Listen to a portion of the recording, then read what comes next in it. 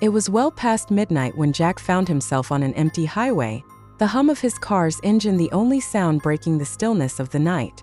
The road ahead was a narrow two-lane stretch, cutting through a dense forest. The trees stood tall and imposing on either side, their shadows dancing in the beam of his headlights. There wasn't another soul in sight. Jack wasn't supposed to be driving. Not tonight, at least. His wife, Megan, had pleaded with him to stay home. "It's too dangerous to drive alone this late," she had warned. But Jack had insisted on making the trip. He needed to get to his mother's house in the next town over. It was a 2-hour drive, and something about the urgency in his mother's voice during their earlier phone call had made him uneasy. The car's digital clock blinked 1 a.m. as Jack navigated the sharp curves of the road. A creeping fog began to settle over the highway, reducing his visibility to a few feet. Jack slowed down, gripping the steering wheel tightly. The road had become eerily quiet, and the dense fog gave the forest an almost otherworldly quality. Suddenly, out of nowhere, the faint outline of a figure appeared on the side of the road. Jack slammed on the brakes, his heart racing. The figure didn't move. It was just standing there, shrouded in the mist, barely visible. Jack squinted, trying to get a better look. It was a man, tall and thin, with his back turned to the car. Jack's instincts told him to drive away, but something about the man's stillness unnerved him. He rolled down the window slightly and called out, "Hey, are you okay?" The man didn't respond. He didn't move an inch. Jack felt a chill run down his spine. The air around him seemed to grow colder, and the silence became suffocating. He hesitated for a moment, his mind racing with possibilities. Maybe the man needed help. Maybe he was in some kind of trouble. Against his better judgment, Jack put the car in park and stepped out, keeping his distance. "Sir?" he called out again, louder this time. The man finally moved. Slowly he turned around, revealing a gaunt, pale face. His eyes were hollow, almost lifeless. Jack felt a wave of dread wash over him. There was something deeply unsettling about the man's appearance, something that didn't feel right. "Do you need help?" Jack asked, his voice trembling. The man didn't speak. Instead, he raised a bony hand and pointed down the road, toward the darkness that stretched ahead. Jack followed the direction of the man's gesture but saw nothing unusual. Just more fog, more trees, and the endless highway. "Listen, if you need a ride, I can." Before Jack could finish, the man vanished. He didn't step away or fade into the fog. He simply disappeared, as if he had never been there at all. Jack stumbled back, his heart pounding in his chest. He blinked, trying to make sense of what he had just seen. But the road was empty again, as if the man had been nothing more than a figment of his imagination. Shaken, Jack hurried back to his car and got inside, locking the doors.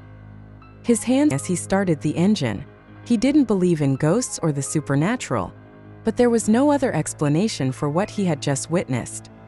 He drove on, his mind racing, trying to shake the image of the man from his thoughts. But as he continued down the road, he began to notice something strange. The fog seemed to be getting thicker, denser, almost as if it were alive, wrapping around his blanket. And the road, it seemed to be stretching on longer than it should have. He was certain he should have reached the next town by now, but there was no sign of it. Just more trees, more fog, and more darkness. His phone had no signal, and the GPS was malfunctioning, showing nothing but a blank screen. Panic began to set in as Jack realized he was lost. He had driven this route countless times before, but now it felt unfamiliar, like he had entered a place that didn't belong in the real world. As he rounded a bend in the road, Jack saw something that made his blood run cold. There, standing in the middle of the road, was the man again. The same hollow eyes, the same pale face. Jack slammed on the brakes, skidding to a stop just inches from the figure. This time, the man was facing him, staring directly at him. Jack's breath caught in his throat. He didn't know what to do. His mind screamed at him to drive, to get out of there as fast as he could, but his body was frozen in place. The man slowly raised his hand again, pointing at something behind Jack's car. Jack hesitated, then reluctantly turned to look in the rearview mirror. What he saw made his heart stop. There was another car behind him, its headlights off, parked just a few feet away. Inside the car, Jack could barely make out the silhouette of someone sitting in the driver's seat, watching him. How long had that car been following him? Why hadn't he noticed it before? Jack's mind raced.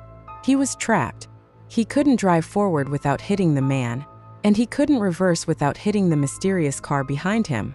Suddenly, the figure in the road moved, not with the slow, deliberate movements from before, but with a quick, unnatural speed.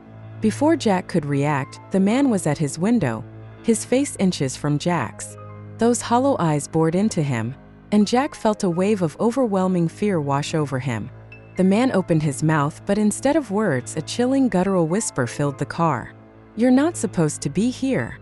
Jack's vision blurred, and the world around him seemed to twist and distort. The fog closed in tighter, and the car behind him began to inch closer, its engine revving ominously. In a desperate attempt to escape, Jack slammed the car into reverse, but the moment he did, everything went black. When Jack awoke, he was still in his car, but the fog was gone, and the road was bathed in the soft light of early morning. He looked around, disoriented, trying to make sense of what had happened. The strange man was nowhere to be seen, and the car that had been following him had vanished. Jack checked his phone. It was 7 a.m. Somehow, he had lost several hours of time, but he had no memory of what had happened. His mind was foggy, and his body ached as if he had been in a deep sleep. With trembling hands, Jack started the car and drove the rest of the way to his mother's house.